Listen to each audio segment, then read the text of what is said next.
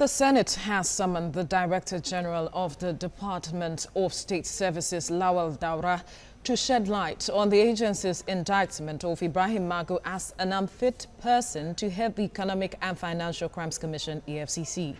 The Senate's invitation was upon President Muhammadu Buhari's formal dismissal of the allegations made against Magu by the DSS and the resubmission of his name as chairman of the anti-graft agency. And joining us in the studio is a lawyer and human rights activist, Inibehe Effiong. Many thanks for joining us on TVC News Hour. My pleasure to be with you today. Now, what is your reaction to the president re-nominating Ibrahim Magu as AFCC chairman? It's a demonstration of courage, a demonstration of willingness not to submit to the machination of those who feel they can stifle the war against corruption.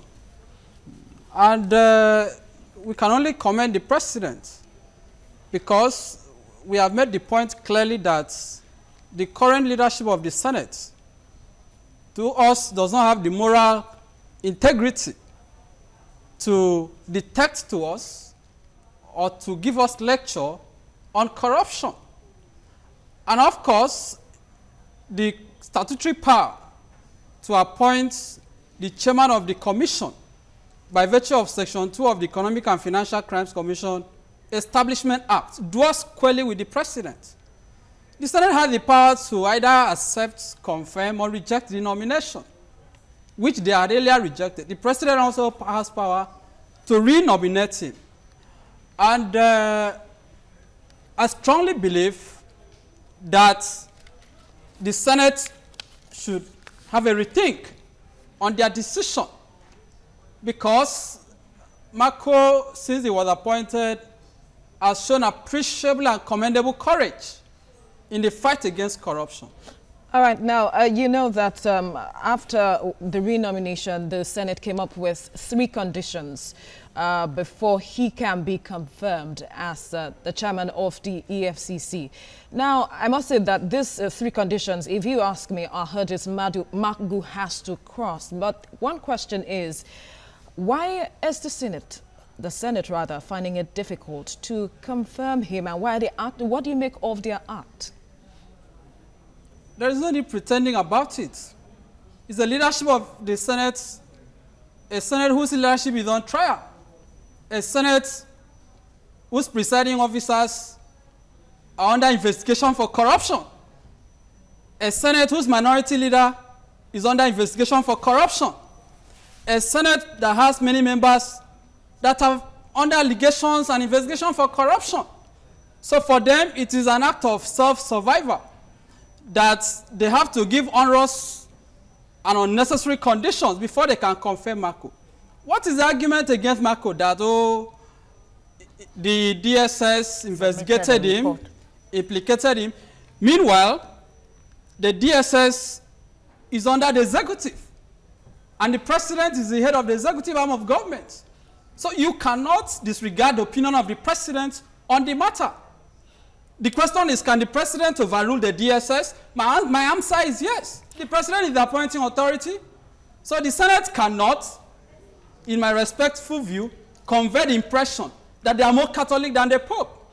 All right. So do you see a power struggle here between the executive and the legislature? I mean, what happens if, even after this renomination, the Senate decides they're not confirming him? It is not just a power tussle between the legislature and the executive.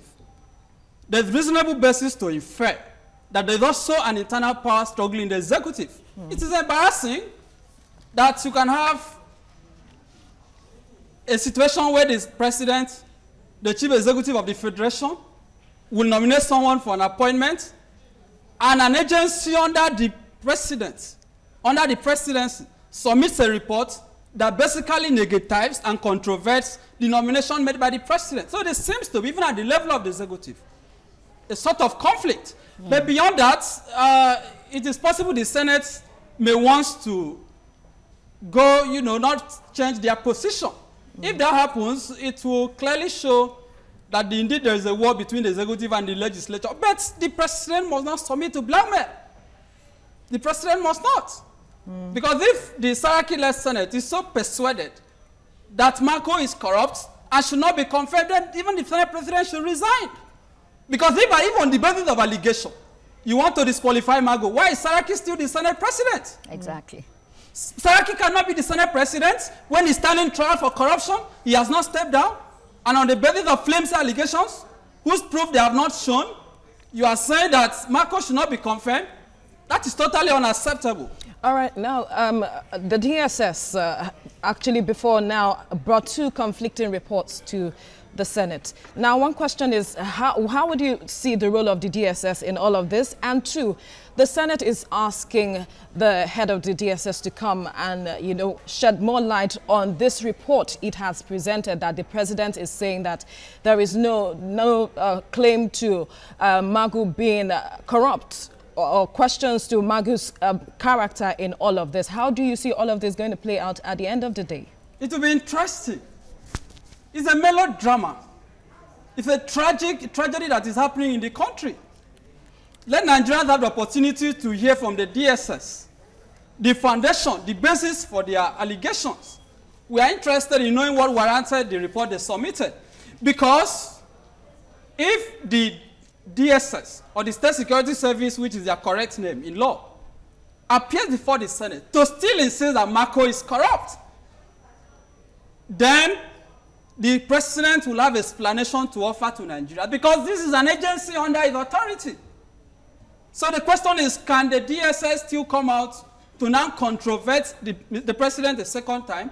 If the allegations are shown to be true, let the president nominate another person, so that we will not say that you are using corruption to fight corruption. But our position is that the Senate as of today is not in a position to lecture us on corruption.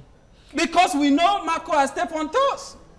So this might, for them, might just be an opportunity to have him to lobby, which will compromise his position. Because we should have an EFCC chairman who shouldn't go on his knees to beg for confirmation.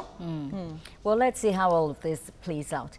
Inibehe Effiong, lawyer and human rights activist, many thanks for your insights on this. My pleasure speaking. Thanks for joining us.